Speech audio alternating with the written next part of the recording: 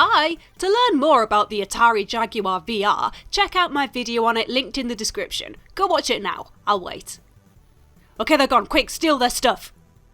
In 1994, VR arcade producers Virtuality started making a VR headset for Atari to use with their console, the Jaguar. In early 1996 or late 1995, depending on what source you choose to believe, the project was canned, leaving Virtuality with the rights to a headset they had got no money for. So, what next? Well, in 1996, still sore after Atari's bending over a barrel shenanigans, Virtuality partnered with toy giant Takara, and the Japanese shelves finally saw what the Jaguar VR could have been.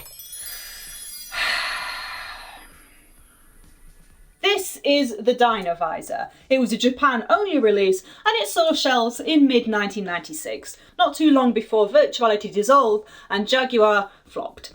Mind you, the Atari Jaguar spent most of its 1994 to 1996 lifespan flopping. It was like a salmon on a motorway. And those of you driving home right now, I'm afraid that there's another outbreak of Atari Jaguars on the M11, so do look out for them. No, don't hit me for dissing the Jaguar again. No! Well, hey, the fruits of Virtuality's labours released in Japan only, here it is. It's very sturdy, but it kind of looks a lot like a toy, doesn't it? I mean, the Jaguar VR looked sweet, but this, it doesn't. There is a blue version knocking around somewhere in the world, and I've seen a grey one too, but I don't think the colours mean they do anything different. Now, the Virtuality logo is here, in this tiny place on the back of the box. It's also on the headset, just on the underside. Anyway, this is where things get a bit muddy. Next Generation magazine in July 1996, long after Atari had fled the scene, reported that Virtuality were making a home version of their head-mounted display with Japanese company Takara, but it doesn't seem likely that Virtuality actually worked with Takara much on what came out. In fact, the whole thing seems very much like they just chucked the design and gubbins at Takara, took the money, and called it a day. Which is fair enough, to be honest, after getting shafted by Atari with a big stick. What you have here is actually what the Jaguar VR might have ended up looking like. Obviously with a different colour scheme. See how they've sorted out that massive front heavy bit? It doesn't look like a massive slipper anymore. It's also done away with those two sensors at the front that made you look a bit like an insect, because this bad lad doesn't need them. You just plug it straight into the TV and you're good to go. You do need to plug it into this splitter first. Also, it works on any console with the right input, but I wanted to know what it's like to play Jaguar VR, so of course, we are going to play it on an actual Jaguar. We being me and my brother, who came to visit me while I was having a severe depression breakdown. By me and my brother, I mean he's just going to use it, because he has two working eyes and I don't. Mate, I feel like I've been bringing up the whole eye thing a lot in recent videos. I mean, that's... Borderlands, here we go. Virtuality had a number of games that they had planned for the Jaguar VR, but one that actually was released was Missile Command 3D. You don't actually need a Jaguar headset to play it, which obviously is useful since it never came out. But it was released with one mode specifically meant to be played with the Jaguar VR.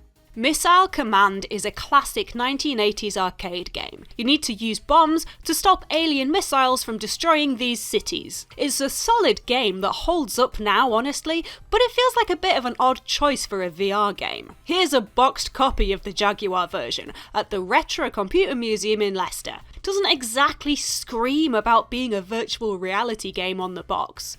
Now, usually when you plug in the Dynovisor, you can't send the signal to the TV. But my brother hacked up a gubbins with the coaxial, so I'd be able to see what he was seeing. Although what he would be seeing, it turned out, would be very different to what was on the TV. What I'm seeing is a black and white. It's just a black and white screen in it. Here I am hiding behind the sofa.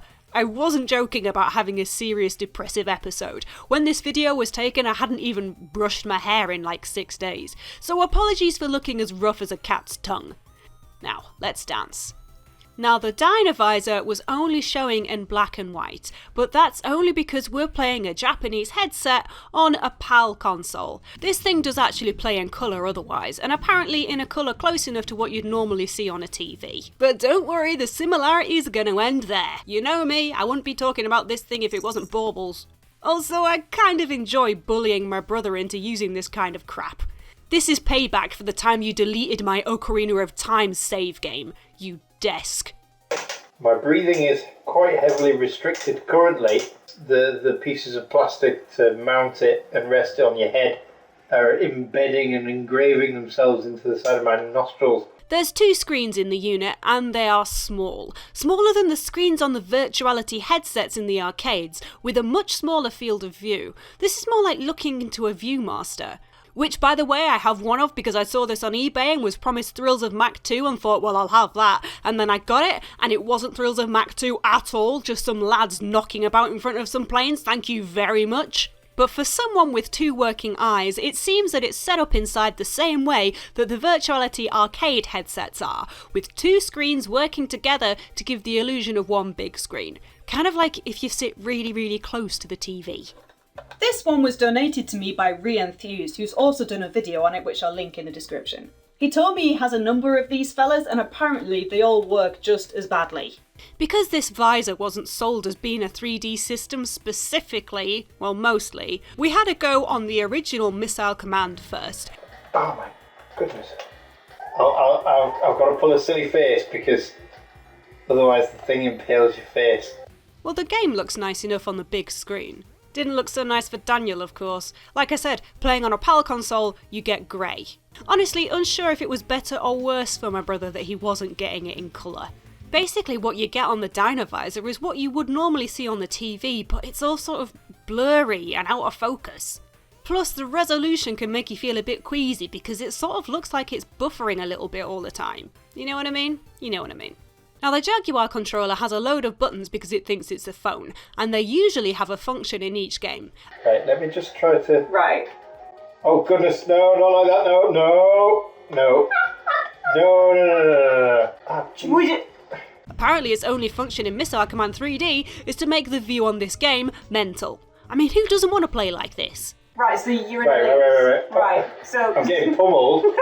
I definitely... Okay, now I cannot see anything that I'm supposed to do. What It's cute, the little backgrounds that you get for this bit. A TV, an Atari Lynx, an arcade cabinet. Not great graphics, but cute.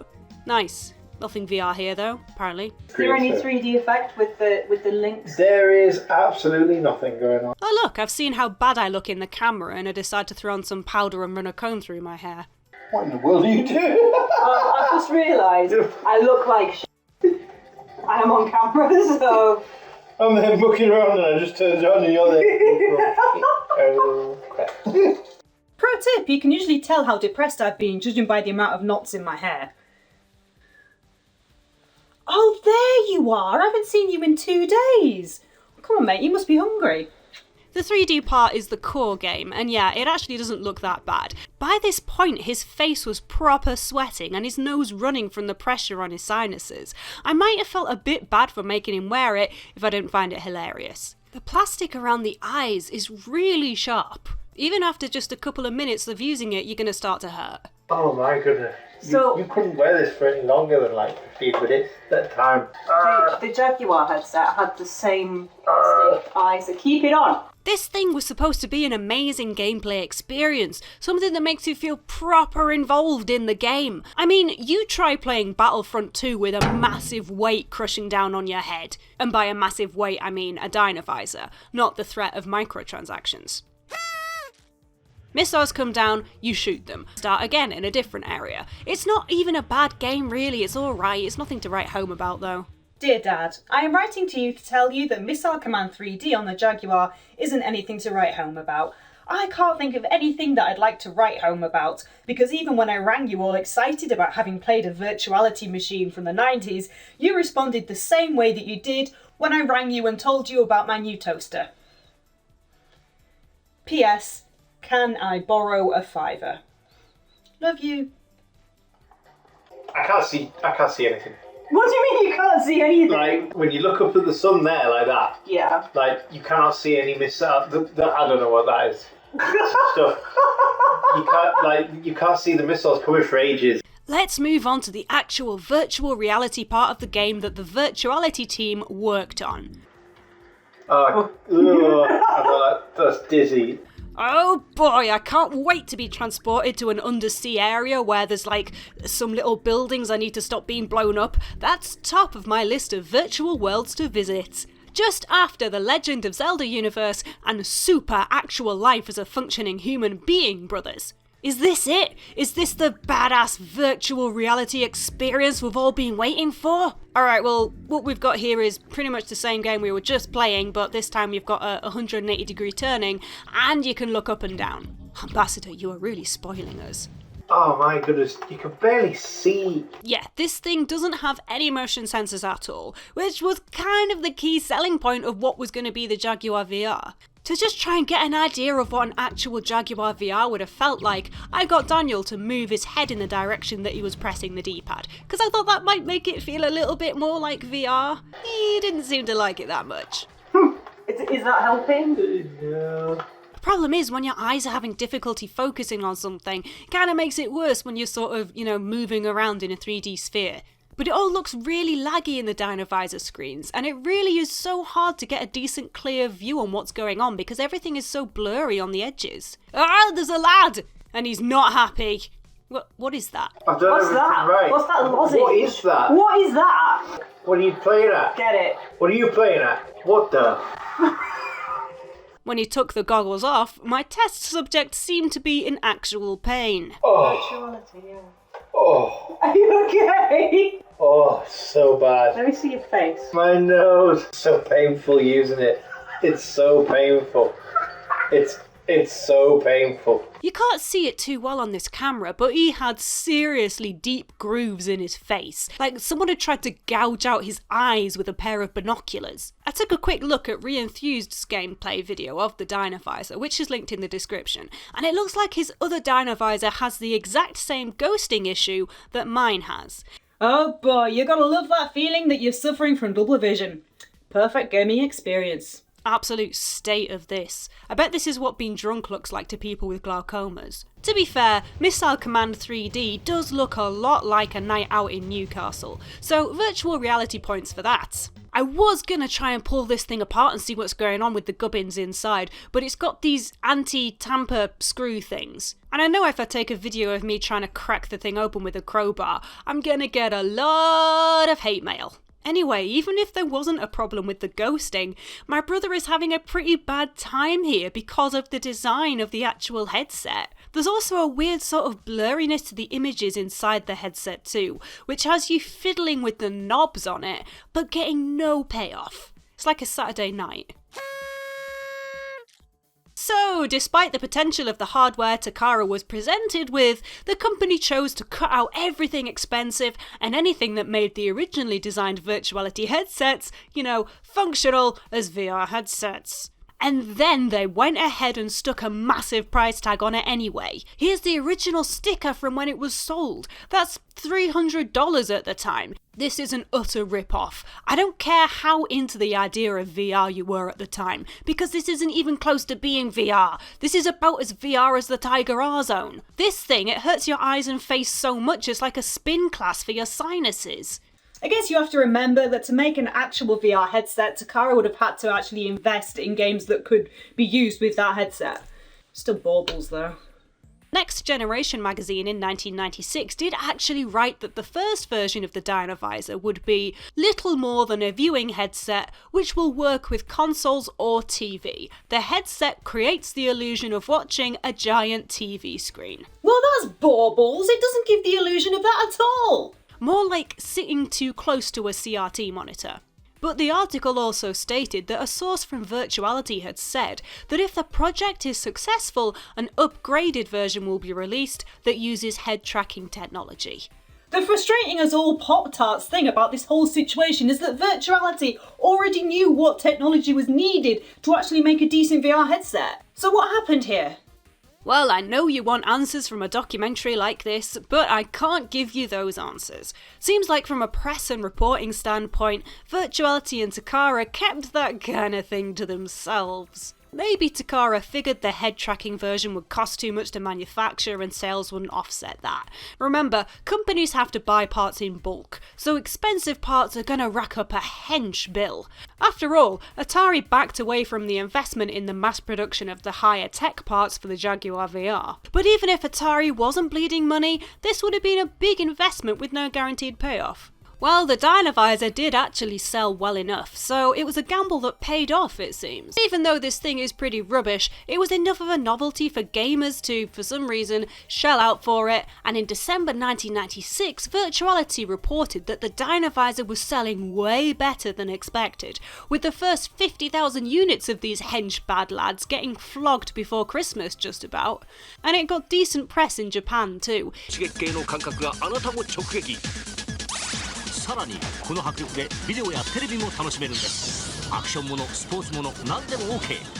There's also a very similar looking headset with very much similar talents, or lack of, as the Dynovisor. This is the Philips Scuba HMD. It was released a year later in late 1997, not 1998 like it says on Wikipedia right now. Don't leave me mardy comments. Publications started to dish out PR articles to print in July 1997, reviews for it started cropping up around the release date of mid-September 1997, plus Philips were running a competition to win one in late 97. By the looks of it, this thing was pretty much a Dynovisor, and even though it was released a year later, but outside of Japan this time, it's got very similar specs and gives you pretty much the same, experience. Go, go, gadget under eye canyons. Seriously, I only wore the Dynovisor a little bit myself, but I keep finding small animals lost in the massive grooves it left under my eyes while writing this script weeks later. The Philips Scuba had its own dedicated website which is no longer active. I looked for it on Internet Archive and there's no surviving snapshots before 1998. I also tried to find the original sources of the reviews that were on the site and I couldn't find a single one, which is a tad suspicious, but most of them are just press releases written by Philips anyway. Among the reviews and press releases, this one on bootnet.com in November 1997 is the best. Don't get all excited about viewing your hentai in stereoscopic privacy and full vivid detail. Honestly, it didn't even previously cross my mind that actually people might have used these kind of things for that kind of thing. But now I think about it, yeah, that's probably what they were mostly bought for. I guess flickery porn is still porn. そして男性ならこんな映像に使ってみるのも。In late 1998, Philips put a splash page on the now single-page website just saying that all the units had sold out. Obviously to a bunch of wankers, because it's unlikely this thing was any better than the Dynovisor, although if you dished out $400 rather than $300, you could get one with motion tracking. But to be honest, I couldn't find definitive proof that the motion tracking version ever got released.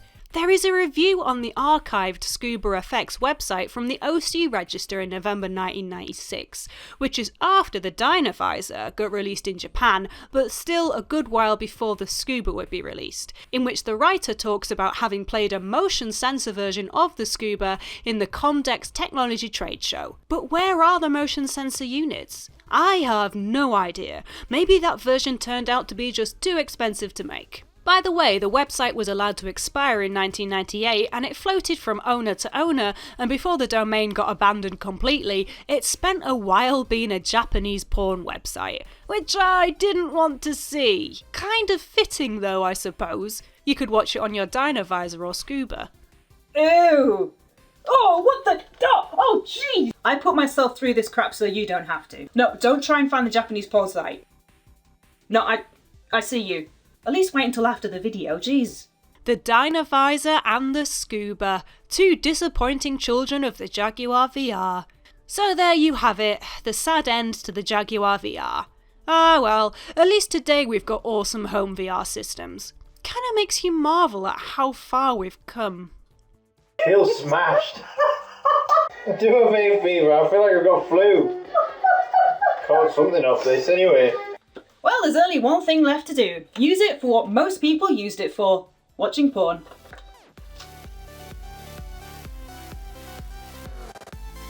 Oh, baby, yeah.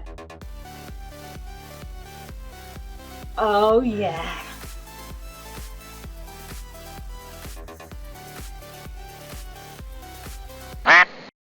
Oh, whoa, whoa, oh, that's too much. God, there's some sick people in the world.